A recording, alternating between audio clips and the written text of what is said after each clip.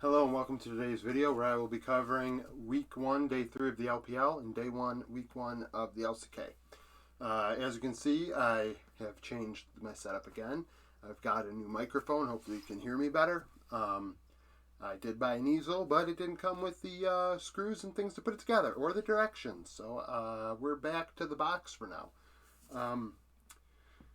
As you can see here, Series 1 was between ThunderTalk Gaming and Invictus Gaming. ThunderTalk comes in 0-1 after getting crushed by OMG on day 1. And IG comes out with a new lineup without the Shy and Rookie. So IG wins this 2-0. As you can see, 12-3, 12-9. Game 1 was a blowout. It was really established by Nenny in the top lane. He gapped New and really, won the Gwen Camille matchup outright. IG set the tone in game 1 by ganking bottom lane, and Zhaoji came out on top with a kill. IG would then turn that into the Chemtech Drake and then the Infernal Drake. As the difference was being made in the top lane, IG were also being able to create differences in the bot lane with that gank, being able to get priority to get the Drakes. IG would then go to Ocean Soul Point before 20 minutes and win a team fight after that, 4-0, the first significant team fight of the game. Nenny getting a double kill in that fight.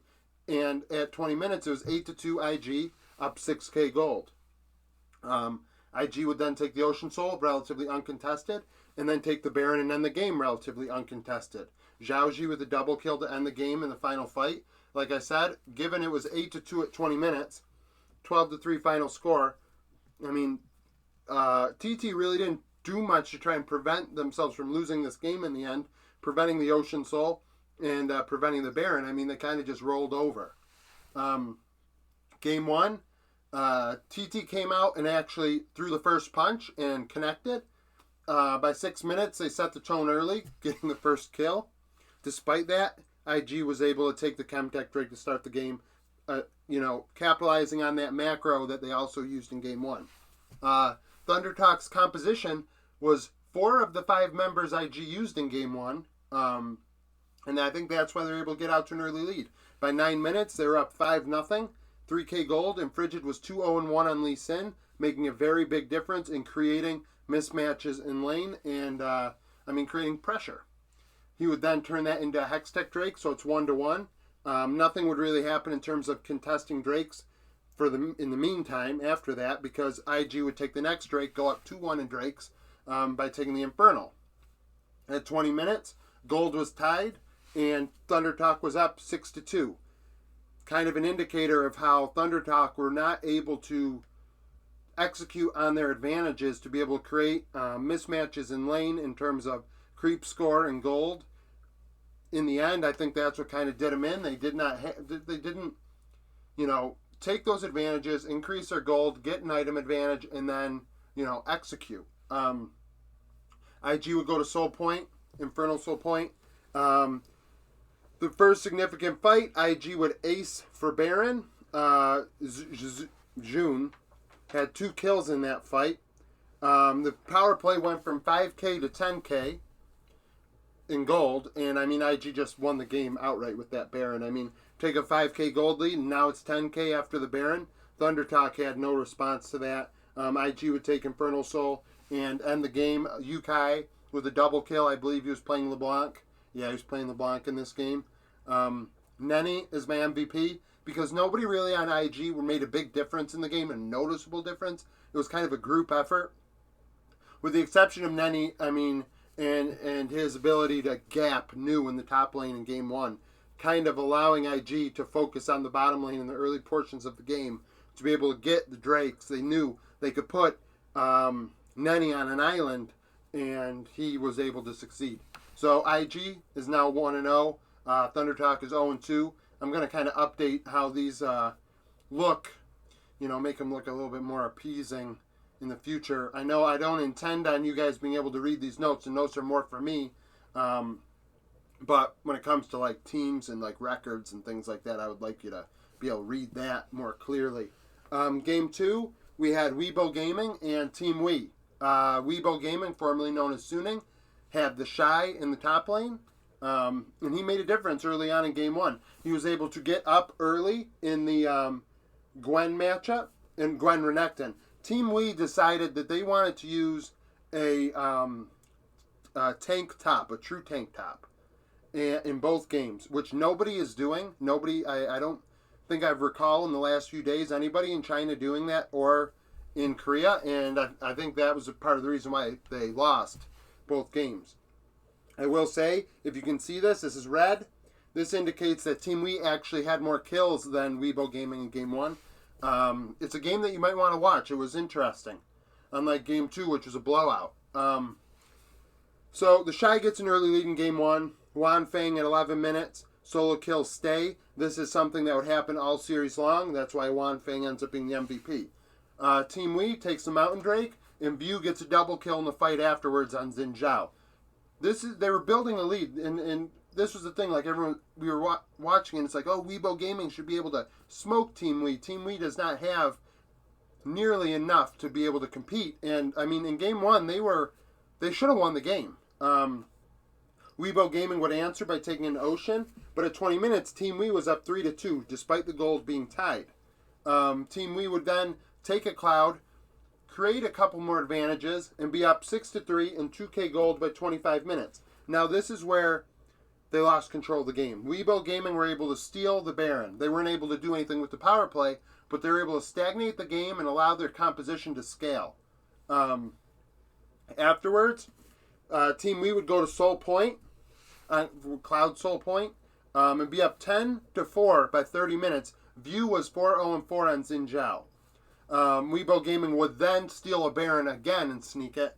And I think this is where, I mean, despite them taking it, I mean, maybe they didn't sneak it. If you really think about it, because Team Wii took the Cloud Soul shortly after, I think it was an agreement between the two. I mean, an unspoken agreement, like, you know, things, how it is. Weibo Gaming said, you can have the Cloud Soul, we're going to take Baron.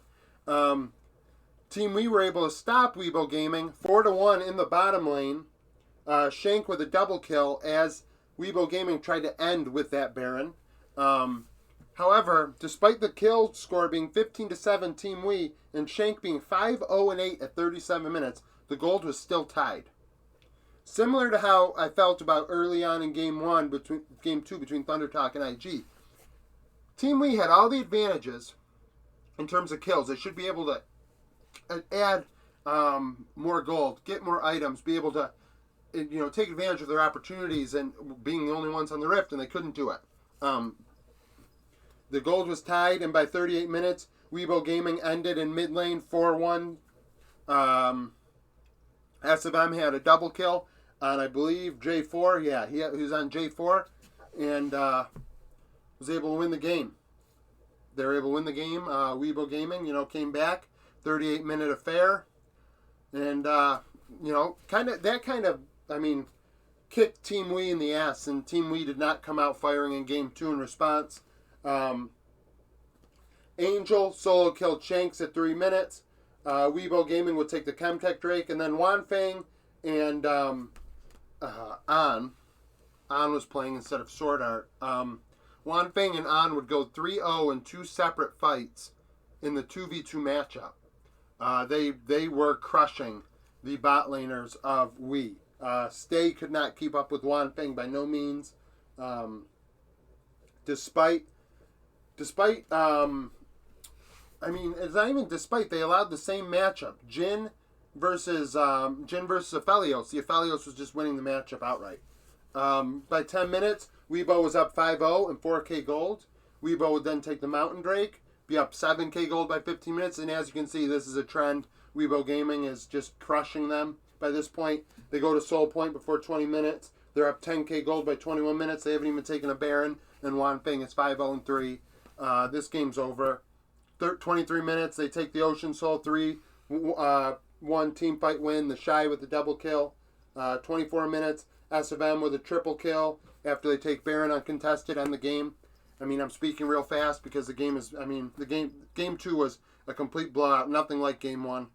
Sorry about that, my board kind of fell. Wan Feng was the MVP of this game. So, with his multiple solo kills of Stay in the bot lane, I mean, he set a tone down there that Juan Fang is back. I remember him in Worlds a couple of years ago, him being a big difference maker and somebody that we were looking forward to last year that really kind of never showed up.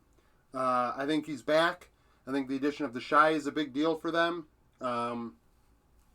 So now on to my other board and my LCK games from this morning. Now on to my LCK coverage from this morning.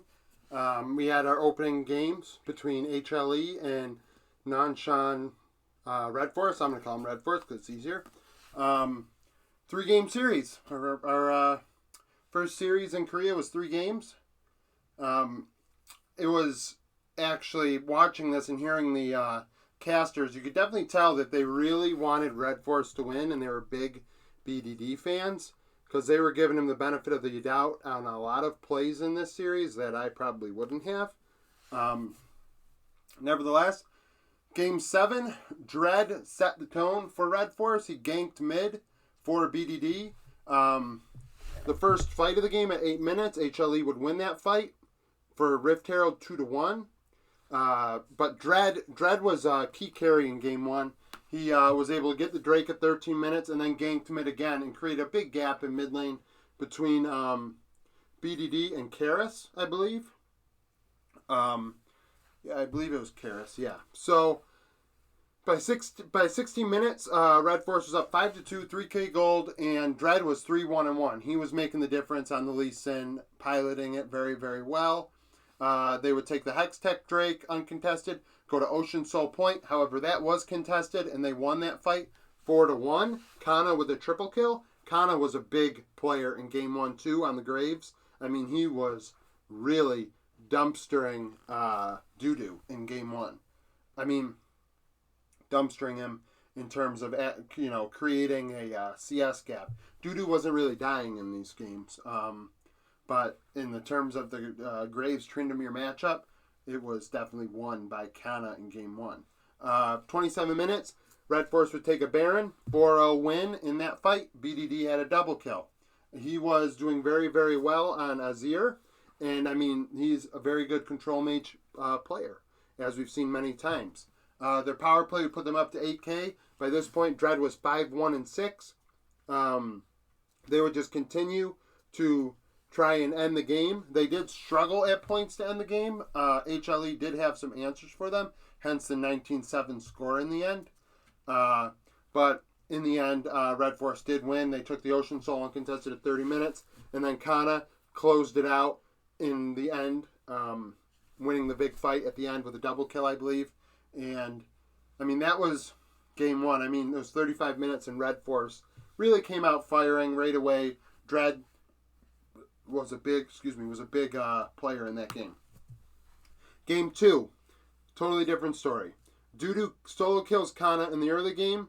HLE then ace Red Force after that for the Rift Herald, in which case Vista had a double kill on Karma. Now, all of a sudden, it's 5-1. HLE is ahead. They have the Rift Herald, and they were just able to snowball from there. They took the mountain. They took the Hextech. They were up 3K gold. Dudu was able to create another difference again. His lead in the top lane led to another Rift Herald. And by 20 minutes, HLE was up 7-2 and 2K gold. I mean, this game was over. At that point, despite Red Force taking a Chemtech Drake, HLE would answer, winning that fight 2-0. They would take the Baron at 23 minutes, push their power play to 7K gold lead. They would take the Chemtech again and go to Soul Point. HLE would then take the Baron again uncontested, and they won the game. I mean, the final fight was Samdi making a big difference. Samdi, because it's not just simply Samdi. Samdi had a double kill in that last fight as they finally pushed to end at 32 minutes. Score was 15-3 in that game. Dudu was a big player in this game by being able to create that mismatch in the top lane against Kana, despite Kana being on Graves again. Despite Kana being on Jace, the Graves won the matchup again. Game 3 was a big win by HLE again. I mean, HLE wins 24-9. I did pick on Fleek for MVP because honestly, he never really screwed up. Dudu had his problems in game 1. That's why I didn't make him MVP. But On Fleek was able to take advantage, prioritize Drake's, getting them to Chemtech Soul Point here and taking Barons, and then getting to Infernal Soul here. Getting close to it, at least forcing Red Force to prevent them from getting it. HLE would dive bot lane for the first blood in this game. 6 minutes. There's a fight in jungle. It went 2-2. BDD made a great outplay in this fight to not die. However, HLE would win a fight 1-0 for Rift Herald, once again setting the tone for the Rift Herald. At the Rift Herald, similar to how they did to Game 2, despite it not being an ace, they still made a difference. Were able to take that gold. They're up 2K gold at 12 minutes, 5-3. Samdi was 2-0-2. He was piloting the Jhin very, very well in this game. Red Force would take the Ocean, but then 1 minute later, HLE would respond with an ace for the Rift Herald again, similar to Game 2. Kairos had a double kill in this fight. Were able to create a big advantage from this. They took the Cloud Drake by 20 minutes. Samdi was 4-0-5. There was nearly a 5K gold lead, and HLE was up 11-4. I keep saying I apologize. HLE would then take the Infernal, uncontested. Kana would solo kill Kairos at 25 minutes. I wanted to indicate that Kana played very, very well in this series, despite that blip against Dudu there. He was a difference maker for Red Force and probably their best player in this series. HLE would go to Soul Point, take the Baron in an ace. Dudu killed Kana solo once again. HLE was now up 10k gold after that because Dudu was able to create that advantage, solo killing Kana, forcing Red Force to allow HLE to take the Baron once more. When the game was kind of in shambles at the end, Red Force was able to stop HLE from taking the Infernal Soul as HLE exposed the Red Force Nexus. Samdi would have a quadra kill at the end of the game. It was 24-9. HLE, despite being my last team, and a lot of unknowns with this team.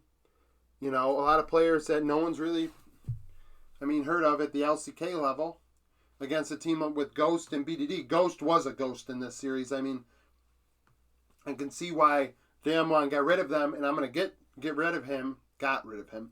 And that's why, I'm going to get to that. I was impressed by their AD carry in this series, the second series between KT and Damwon. So, speaking of that series, both teams come in 0-0, obviously. KT, Rascal is really good. Either Rascal's really good or Damwon's going to have trouble when push comes to shove internationally. This first game was a snoozer. This game you would have fallen asleep to. I think I have here at 30 minutes, it was 4-1 in favor of KT. The gold was close. It was Showmaker versus Rascal. Now, how did we get there? Damwon took the first Drake. Rascal would solo kill Hoya in the top lane, something he did often this series. KT would take the Hextech Drake afterwards. Showmaker was up 50 CS at 16 minutes. He was the only reason they were in this game. Showmaker was destroying Arya in terms of just simple macro and lane management. Rascal would solo kill Hoya once more. Damwon would go to Soul Point at 25 minutes for Mountain, and then take the Soul after 30 minutes. Rascal would steal the Baron once again for KT, clearly being the carry for them. In the top lane on the Akali. The PP would end up being useless for KT as Damwon took the Elder at 38 minutes and then took the Baron at 40 and ended with an ace. Diakodam, or whoever their bot laner is, I'll learn how to pronounce his name, hit a double kill. Final score 10-6. I recapped that game pretty quickly because it was a snoozer. Like I said, 30 minutes, it was 4-1 in favor of KT nonetheless. Game 2. Damwon came out firing. They dove bot lane 2-1 for first blood. Showmaker made a great outplay in the mid lane as KT tried to answer and gank. Rascal would solo kill Hoya in the early game once again at 9 minutes. But KT would then answer by taking the Ocean in the bot lane, winning the team fight. Oh, it's not even answer. KT took advantage of Rascal's mismatch in the top lane to be able to focus on the bot lane, get the Drake, Ocean, and win that fight 2-1. 10 minutes, it was 5-5, despite Damwon being up 2K in gold because of Showmaker making a difference against Arya in the mid lane. KT would take the Hextech Drake after that at 14 minutes. DK would take the Cloud, win the fight 3-1 afterwards. At that point, the Drakes weren't really a factor. DK would take the Baron pretty much on spawn and end the game with a power play. They pushed their power play to 6K gold lead and pretty much ended the game. They were forcing the end, and they were playing with their food at the end. Their composition was built to snowball at that point, and KT had no answer. Arya looked really bad. It was disappointing, actually, because coming into the season, they're like, oh, best Japanese player out there. He should be able to compete. And maybe against somebody like Karis or even BDD, if BDD is going to keep playing these control mages, he'd be able to be okay. But against Showmaker, I believe in this game was at like 15 CS a minute by 20 minutes. He was just on a mission. He was on a mission, and there was nothing that Arya could do. Dekodam had a double kill. Hoya had a double kill as they ended the game at 22 minutes. So that's my coverage of the LPL and LCK today. Thank you for watching. I will be uploading videos tomorrow. Once again, I'll be doing 2 separate videos in regards to games because all 4 major regions play. I'm going to cover all 4 major regions best I can. So to not put this out at like 6 p.m., I mean, not even 6 p.m., like 10 p.m. at night, I'm going to do this in the morning, and it will come out earlier than it did today. I mean, like I said, I bought a new microphone and hope to get a easel that didn't come with the parts, so wasn't able to use it. Nevertheless, thank you for watching. Subscribe if you want more content. Like the video if you like it. Constructive criticism is good criticism. And I hope to see you again soon.